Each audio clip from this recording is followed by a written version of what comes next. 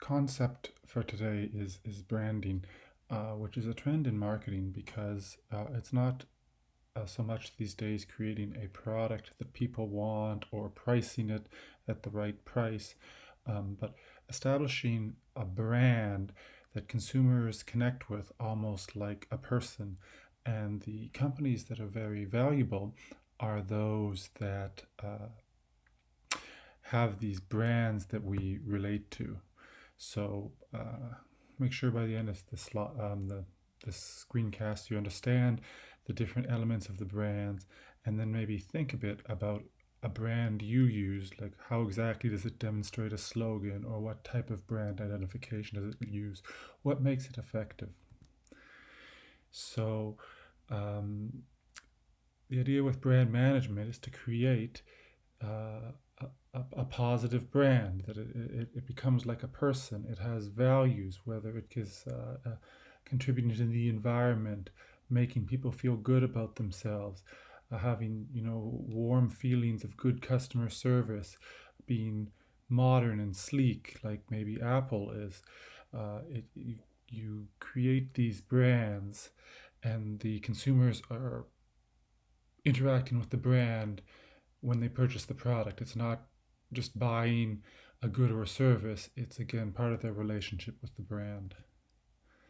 So you might want to think of what are some of your favorite brands, and just in your head, what is it that you associate with them? So here's a McDonald's advertisement. I woke up and found you creeping, tiptoe. Oh girl, I know your secret. You dipping on me. Got that McNuggets loving. You went to McDonald's? It just ain't fair. Why can't you share your love with me? Nice song, but you're still not getting any of my crispy, juicy McNuggets. Girl, you got a 10-piece, please don't be stingy. So even in that commercial, it has some of the brand elements. We see I'm loving it. We see the logo. We see the delivery bag. We see the signature McNugget product. The sound that is at the end of every McDonald's commercial. The red and yellow color schemes. Sort of the irreverence fun of the commercial. So they're not just telling you that McNuggets are for sale. They're reminding you of what you like about the brand, and showing that brand identification. You already know what McDonald's is, so it's just a bit of a reminder, and because they've already built that connection. So, what are the elements? Well, the brand name. So we have McDonald's. There McD's. Sometimes there's a slang name that's also as well known. There's a logo that goes with it. So we all recognize the golden arches. At the top left is the US logo, and the bottom right is the Canadian logo, but they're pretty recognizable around the world. Slogan, again, I'm loving it. Something simple that you know immediately when you see that, and you hear that little tone at the end of the commercial, is something associated with McDonald's. So the next slide is brand identification. And these are all the little things that are identified with a brand, signature items like the Big Mac, the Happy Meal, fries, just Ronald McDonald as a mascot, the play place, the Golden Arches sign, Ronald McDonald House, the fact that toys come with the Happy Meal, that they're trying to start their own cafe. All of these are things that are unique to McDonald's, that are identifiable. Because even if you are at the Raptors game and you see the little, someone makes 12 3-pointers, and you see the yellow M's bouncing along the LED boards with the red background, you know that it's McDonald's. And then a good brand is something that you can also adapt. For example, you take the McDonald's hamburger, and for Valentine's Day, they show, hey, make it a double. bit of a little play on Valentine's Day, and again, every McDonald's ad is going to have that brand identification in it. Here's a way to adapt it to promote the launch of Wi-Fi in their restaurants by taking the fries and making them into the Wi-Fi logo, or to raise awareness of their new McCafe. They had trouble for years. Their coffee had a very, very bad reputation, but they improved it, and they've launched several cafes to compete with Starbucks and Tim Hortons. So here it's taking the shape of a hamburger and, linking that to the coffee, being that shares that same shape. So what makes a successful brand? Well, having awareness. That is, do people know about it? Some demographics might know more about a brand than other demographics. You'll know about different brands than your parents. And so the brand that you follow, a clothing store that you follow, would have to do more to raise awareness with another person or another demographic. So the first thing is, to raise awareness so people know what the brand is and what it stands for. And then the value of the brand is also known as the brand equity. Is it a good brand? Tim Hortons had a very, very good brand in Canada, but some issues about minimum wage, some issues about the franchise owners suing the new owners, some issues with some product quality, the fact that it's all coming from one centralized warehouse instead of being based on the premises, has caused their brand equity in the mind of consumers to fall a lot.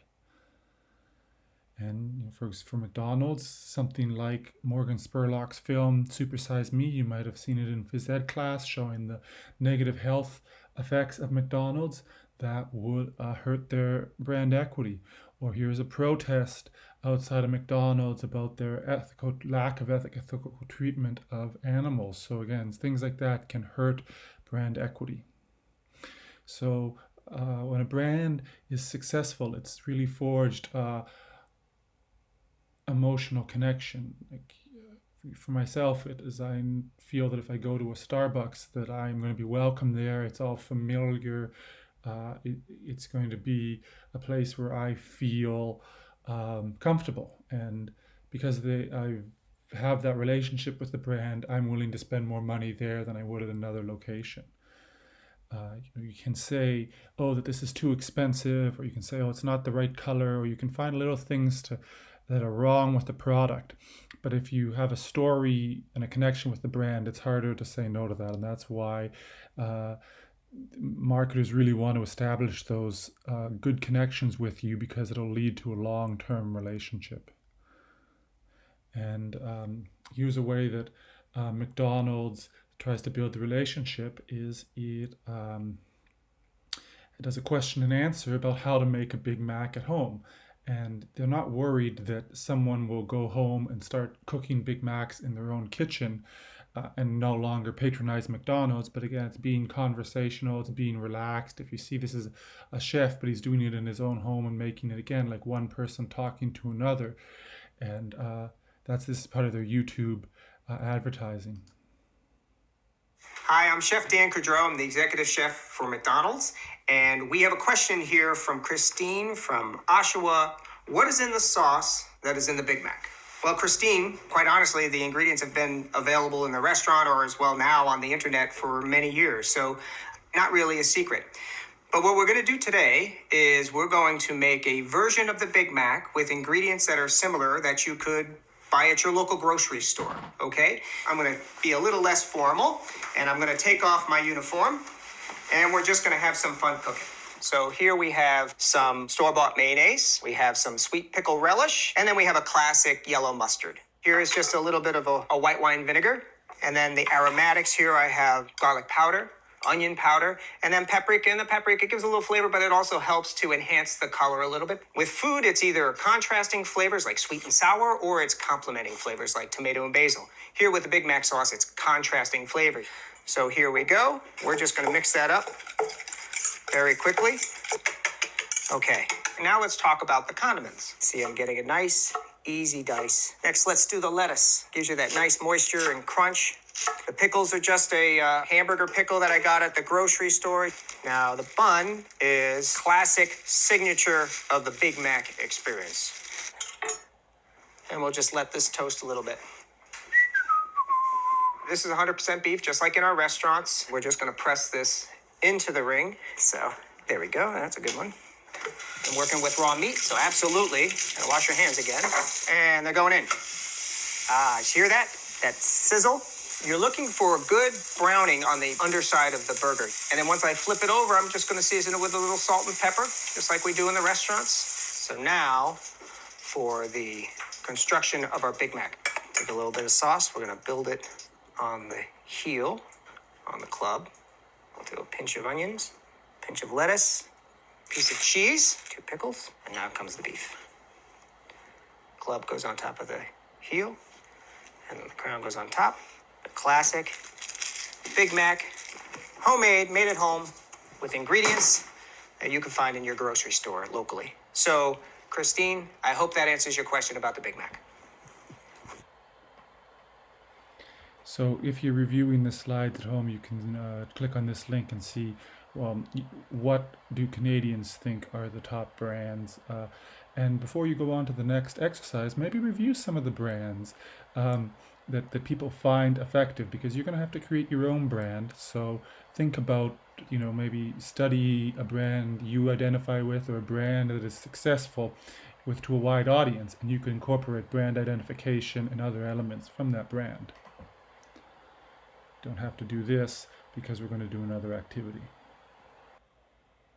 So last year, when we were face to face, each group in the business class created their own brand characteristics that they wanted to be known as. But for today, with the asynchronous online learning, create your own personal brand instead.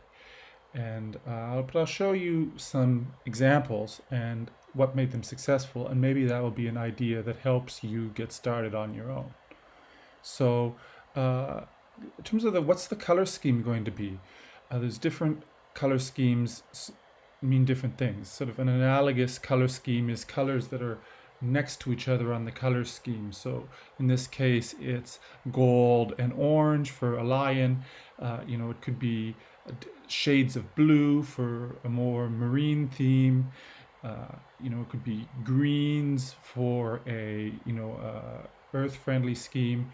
That would be known as an analogous color scheme, and that's one way that the colors will look good together. But the opposite is when you go with complementary colors, one that is on the other side of the color scheme. So here we have the Grizzlies, and they're using navy blue and orange, and those are opposite, purple and gold, red and green. That's really going to pop and stand out a little more. So the face of the bear stands out because it's done in orange. And consider what type of identification do you want. So this is a group called the Cheetahs that put some additional spots, because I think they wanted to be quick thinking, so they had some spots like a cheetah would have.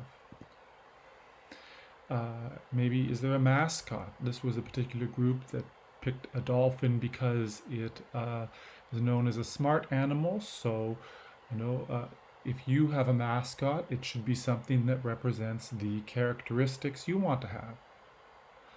Or you can take more of an abstract logo, or like this was just a group, like the glass is half full, that sort of optimistic expression. So here's sort of a stylized water glass. It's pretty simple, just 2 colors. So a more simple logo that stands out. And you don't have to represent something that's totally realistic. Wordmark would be that font that companies write their name in, like that Tim Hortons script. You recognize their font, or the block lettering that Starbucks uses, or sort of that font that Roots uses all the time on their products. It's distinctive. So maybe there's a way of writing your name out. You could do it cursive, you could do it calligraphy, you could do block letters, you could do big block letters like sort of a football team logo would be, to represent that kind of environment. This was going for a bit more of an elegant word mark was the acronyms of the group members, so it was a bit more of a script. Somebody midway through decided to rebrand themselves after a couple of days because they didn't like how the initial duck came off and people weren't, I guess, feeling the name duck, so they went with pigeons uh, because that's a common Toronto animal. And you might notice a company that does a rebranding where they change up some of their characteristics to keep things modern and keep, a few years ago, the Raptors introduced that slogan, "We the North," and it really helped the brand catch on. And so when you're doing your branding, you might consider some of these elements or something of your own design. And you want to create your own brand. Um, it can be done by hand, it can be done in Google Draw, it can be uh, done, in Paint. Uh, something that could be a thumbnail for your Google Classroom avatar. It's probably a square, 1080 by 1080. If you want something that's going to be more the size of a desktop wallpaper, that might be 1920 pixels wide and 1080 pixels tall. It's sort of up to you, and just explain what vibe you're going for. So the group that did this, you know, black pigeons, they were going for a bit of irreverence and a bit of humor. Um, and with and then here you can also see they have a stylized, a color scheme, complementary colors, purple and gold, and then some black, So they want it to be a little bit, witty, and use that complementary color scheme. And your brand will be an ability, some way to show you